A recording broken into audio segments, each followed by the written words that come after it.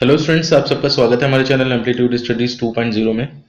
और आज का जो हमारा एग्जाम टॉक के अंदर जो टॉपिक है वो ये है कि बच्चे पूछते हैं अक्सर कि इंग्लिश में देने से कोई फ़र्क पड़ता है पेपर, या हिंदी में दें तो क्या फ़र्क पड़ता है। क्या इंग्लिश वालों को ज़्यादा नंबर मिलते हैं, या फिर हिंदी वालों को ज़्यादा नंबर मिलते हैं, या फिर क्या इंग्लिश और हिंदी मिक्स करके लिखा जा सकता है, कहीं नंबर तो नहीं कट जाएंगे। ऐसे सारे क्वेश्चंस को हम इसमें डिस्कस करेंगे। तो वीडियो को स्टार्ट करते हैं, और मैं रिक्वेस्ट करता हूँ कि लास्ट तक वीडियो देखें ताकि सारी बातें समझ में आ जाएं। देखिए, इसमें यह है कि हिंदी या इंग्लिश किस में पेपर दें। तो पहली बात तो यह है कि इसके लिए विचार मेरे जो हैं थोड़े से डिफरेंट है। जो लोग जिन लोगों ने क्लासेस करी है मेरी, या कभी मैंने अगर बताया हो उन्हें, तो मेरा हमेशा से ये मानना रहा है कि केवल एक लैंग्वेज होनी चाहिए सही से। या तो सब कुछ हिंदी में कर दिया जाना चाहिए ऊपर तक, और या फिर सारा कुछ जो है वो इंग्लिश में कर देना चाहिए।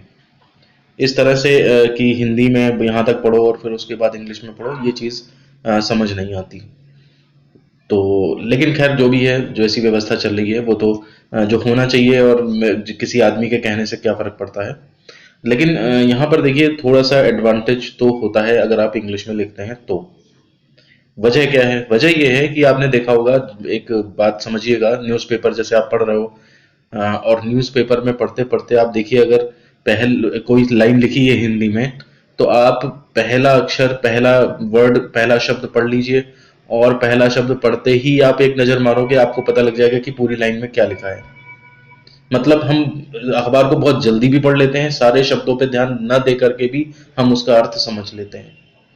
जबकि अगर इंग्लिश में अगर कोई अखबार दिया जाए आपको, तो आप एक एक शब्द को पढ़ोगे और उसके बाद तब उसका सेंस निकालोगे पूरा मन में, तब जाके आपको उसका मतलब कहीं जाकर के समझ में आएगा। तो इसका मतलब यह है कि हिंदी को, अगर हिंदी मीडियम का स्टूडेंट है, तो वो हिंदी को तो तुरंत पढ़ सकता है, लेकिन इंग्लिश को पढ़ने में उसे टाइम चाहिए। अच्छा, जो इंग्लिश मीडियम के स्टूडेंट बच्चे होते हैं, वो भी जो है इंग्लिश शुरू से नहीं बोलते हैं, वो भी उसको समझते हैं, इंग्लिश को बोलना सीखते हैं। और जब लिखते हैं तो सोचते, वो समझने का तरीका उनका भी ज़्यादातर हिंदी रहता है। ऐसे बच्चे कम होते हैं जो इंग्लिश में ही सोचें, मतलब उनका पूरा ओवरऑल परवरिश इंग्लिश में हुई हो। तो वो चीज़ एक अलग बात हो जाती है।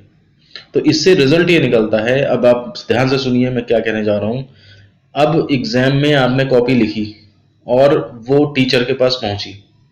अगर आपने वो कॉपी हिंदी में लिखी है, तो आपकी कॉपी को केवल देखने भर से, क्वेश्चन के अंदर केवल देखने भर से, दो चार शब्द देखने से ही उसको ये पता लग जाएगा एग्जामिनर को, तो कि आपने सही लिखा है गलत लिखा, उस हिसाब से नंबर दे देगा। लेकिन इंग्लिश में अगर आपने पेपर को कर रखा है, तो उस केस में वो एक शब्द भी अगर उसे सही दिख गया कहीं पर, या डायग्राम दिख गया या दिख गया, तो वो इतना टाइम नहीं वेस्ट करेगा कि पूरा कुछ पढ़े, और वो सीधे नंबर आपको पकड़ा देगा। तो अगर आपने कुछ गलत भी लिख रखा है, किसी क्वेश्चन में कुछ चीजें गलत भी लिख रखी हैं, तो भी वो छिप जाएंगी और आपको अच्छे नंबर मिल जाएंगे। तो ये एडवांटेज मिलता है इंग्लिश में लिखने से और हिंदी में लिखने से। हो सकता है कुछ लोग मेरी बात से सहमत ना हो, तो वो एक अलग चीज हो सकती है।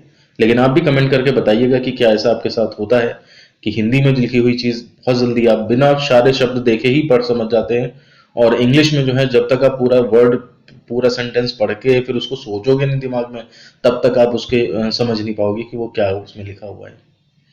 तो इस वजह से, इस प्रॉब्लम की वजह से इंग्लिश में लिखी हुई कॉपी को जांचने में नंबर बड़ी आसानी से मिल जाते हैं बिना कुछ देखे। और हिंदी में कॉपी जो है, वो बेचारे ने, बच्चे ने बहुत लिख भी रखा है, तब भी वो अगर गलती है तो वो एकदम से दिख जाएगी एग्जामिनर को।